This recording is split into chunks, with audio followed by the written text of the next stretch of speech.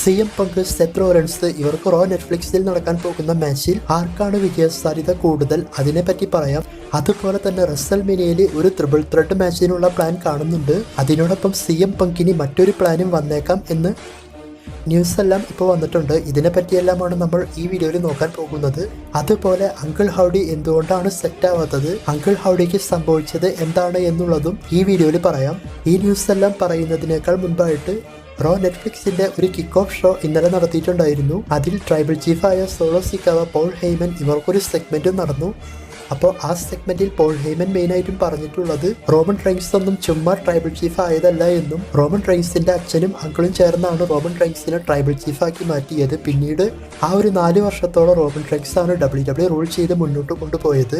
എന്നാൽ നീ ചെയ്യുന്നത് അവന്റെ കയ്യിലുള്ള ആ ഒരു ഉളഫലമാല എടുത്തുകൊണ്ട് വന്ന് അതിന്റെ പവറിൽ നീ ട്രൈബൽ ചീഫ് ആവാൻ നോക്കുന്നു. അതുപോലെ തന്നെ നിന്റെ കൂടെയും റോമൻ റെയിൻസ് മുൻപ് ഉസോസിനെ എല്ലാം ചേർത്തതുപോലെ ജേക്കബ് ഫാട്ടു, ടോമോ ടോങ്ക ഇവരെയെല്ലാം കൊണ്ടുവന്ന് നീ റോമൻ റെയിൻസിൻ്റേത് പോലെ അല്ലെങ്കിൽ ആ പവർ എടുക്കാൻ വേണ്ടി നോക്കുന്നു. ഈ ഒരു ടൈപ്പിലൊക്കെ സംസാരിച്ചുകൊണ്ട് പറഞ്ഞത് റോ നെറ്റ്ഫ്ലിക്സിൽ തീർച്ചയായിട്ടും നിന്റെ കയ്യിലുള്ള ആ ഒരു ട്രൈബൽ ചീഫിന്റെ മാല റോമൻ റെയിൻസ് തിരികെ വാങ്ങിച്ചുകൊണ്ട് റോമൻ റെയിൻസ് ആയിരിക്കും സ്റ്റിൽ ട്രൈബൽ ചീഫായി മുന്നോട്ട് പോവുക. ഈ ഒരു ടൈപ്പിലാണ് ആ സെഗ്മെന്റ് കൊണ്ടുപോയിട്ടുള്ളത്. അപ്പോൾ ഇത് ജസ്റ്റ് ഇവിടെ പറഞ്ഞു എന്ന് മാത്രം. അതുപോലെ റോ നെറ്റ്ഫ്ലിക്സിൽ മറ്റൊരു മാച്ചും കൺഫേം ചെയ്തിട്ടുണ്ട്. ആ മാച്ച് എന്താണെന്ന് വെച്ചാൽ Rhea Ripley versus women's world champion Liv Morgan ഇവർക്ക് തമ്മിലുള്ള വുമൻസ് വേൾഡ് ചാമ്പ്യൻഷിപ്പ് മാച്ച്. ഈ മാച്ചും കൺഫേം ചെയ്തിട്ടുണ്ട് റോ നെറ്റ്ഫ്ലിക്സിൽ. അടുത്തത് വൈൽഡ് 6 ടീമിനെ പറ്റി പറയാം. അപ്പോൾ ഈ ഒരു ടീം റോ ബ്രാൻഡിൽ വന്ന സമയത്ത് നല്ല ഹൈപ്പായിരുന്നു. അതായത് ഡക്സൽ ലൂമിൻസ്, ജോ ഗ്രേസി ഇവരെല്ലാം ഫൈറ്റ് ചെയ്താണ് മുന്നോട്ട് പോയത്. ആ സമയത്ത് അങ്കിൾ ഹൗഡി ഫൈറ്റ് ഒന്നും ചെയ്യാതെ ജസ്റ്റ് എൻട്രൻസിൽ മാസായി വരുന്നതായിട്ടാണ് കാണിക്കാറുള്ളത്. എന്നാൽ അങ്കിൾ ഹൗഡി ഫൈറ്റ് ചെയ്തതിന് ശേഷം ഒട്ടും സെറ്റാവാത്തത് പോലെയാണ് തോന്നിയിട്ടുള്ളത്.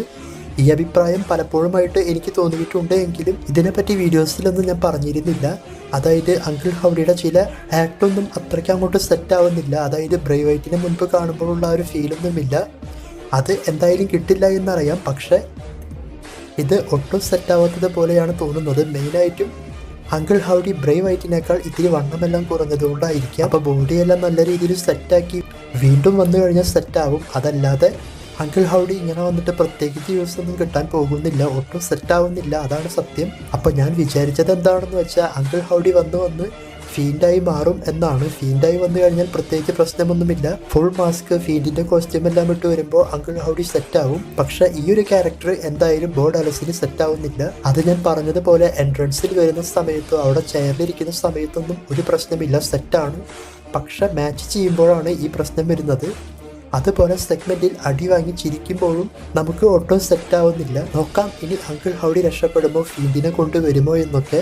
ഫീൻഡ് ക്യാരക്ടർ കൊണ്ടുവന്നാൽ തീർച്ചയായിട്ടും രക്ഷപ്പെടും, അത് 100% ഉറപ്പാണ്. ഇപ്പോൾ അങ്കിൾ ഹൗഡിയുടെ പെർഫോമൻസ് അത്രയ്ക്ക് അങ്ങോട്ട് പോരാ. മുൻപ് നിങ്ങൾക്കറിയാം ബ്രേവ് വൈറ്റിന്റെ കൂടെയെല്ലാം വന്ന സമയത്ത് വേറെ ലെവലായിരുന്നു അങ്കിൾ ഹൗഡി. അതായത് ഇവർക്ക് തമ്മിൽ മാച്ച് വെച്ചാൽ വേറെ ലെവലായിരിക്കും എന്ന് വരെ നമ്മളൊന്ന് പറഞ്ഞിട്ടുണ്ട്. പക്ഷെ ഇപ്പം അങ്ങോട്ട് സെറ്റ് ആവുന്നില്ല. എന്തായാലും ഇനി ഇങ്ങോട്ട് ശ്രദ്ധിച്ച് ബോ ഡാലസ് മുന്നോട്ട് പോകും എന്ന് വിചാരിക്കാം. പോരാത്തിന് റോ എപ്പിസോഡിൽ തോറ്റും പോയി. അത് സ്റ്റോറിയുടെ ഭാഗമായിട്ട് ഇനി തിരിച്ചു വിൻ ചെയ്യും. എന്നാലും അതും ഒരു പ്രശ്നമായി മാറിയിട്ടുണ്ട്. അപ്പോൾ ഇത് ജസ്റ്റ് നമ്മുടെ ഒരു അഭിപ്രായം ഇവിടെ പറഞ്ഞു എന്നേ ഉള്ളൂ. ഇനി CM പങ്ക്, സെത്ത് റോളൻസ് ഇവർക്ക് റോ നെറ്റ്ഫ്ലിക്സിൽ നടക്കാൻ പോകുന്ന മാച്ച് ആർക്കാണ് വിജയസാധ്യത കൂടുതൽ എന്ന് നോക്കാം. ഇപ്പോൾ വന്നിട്ടുള്ള ന്യൂസിലെല്ലാം പറയുന്നത് ഈ മാച്ചിൽ സെത്ത് റോളൻസിനാണ് വിജയസാധ്യത കൂടുതൽ എന്നാണ്. അതായത് സെത്ത് റോളൻസ് വിൻ ചെയ്ത് വീണ്ടും ഇവരുടെ സ്റ്റോറി കണ്ടിന്യൂ ചെയ്ത് മുന്നോട്ട് പോകുമെന്ന്. അപ്പോൾ സെത്ത് ചീറ്റ് ചെയ്തിട്ടായിരിക്കും വിൻ ചെയ്യാൻ പോകുന്നത്. ആരെങ്കിലും ഹെൽപ്പ് ചെയ്യാൻ വന്നേക്കാം, ഉദാഹരണം ഡ്രൂ മാക്കിൻടയറോ അങ്ങനെ ആരെങ്കിലും. അപ്പോൾ ഇങ്ങനെ ചെയ്തതിന് ശേഷം ഇവരുടെ സ്റ്റോറി കണ്ടിന്യൂ ചെയ്ത് മറ്റൊരു സ്പെഷ്യൽസിൽ ഇവർക്ക് മാച്ച് വയ്ക്കാൻ ചാൻസ് ഉണ്ട് എന്നാണ് പറയുന്നത്. അപ്പോൾ റസൽമേനിയ വരെ ഇനി ഈ മാച്ച് ഒന്നും മുന്നോട്ട് പോകില്ല. ചിലപ്പോൾ റോ എപ്പിസോഡിൽ സെത്ത് വിൻ ചെയ്ത് മറ്റൊരു മാച്ചും കൂടി ഇവർക്ക് സെറ്റ് ചെയ്തേക്കാം എന്ന്. ഇങ്ങനെ റിസൾട്ട് കൊടുക്കാൻ ഒരു കാരണമുണ്ട്, പക്ഷെ അത് റൂമറായിട്ടാണ് വന്നിട്ടുള്ളത്. അത് എന്താണ് എന്ന് പറയുന്നതിനേക്കാൾ മുൻപായിട്ട് CM പങ്കിന് റസൽമേനിയയിൽ കിട്ടാൻ പോകുന്ന പുതിയ പ്ലാനിനെ പറ്റി പറയാം. അതായത് CM പങ്ക് 2025 റോയൽ റംബിൾ മാച്ച് വിൻ ചെയ്തേക്കാം. ഒരു നമ്പർ 1 കണ്ടൻഡറായി മാറിക്കൊണ്ട് വേൾഡ് ചാമ്പ്യൻഷിപ്പിന് വേണ്ടി മത്സരിക്കുമെന്നാണ് പറയുന്നത്. അതായത് ഇപ്പോഴത്തെ വേൾഡ് ചാമ്പ്യനായ ഗുന്തർ വേഴ്സസ് CM പങ്ക് ഇവർക്ക് തമ്മിലുള്ള മാച്ച്.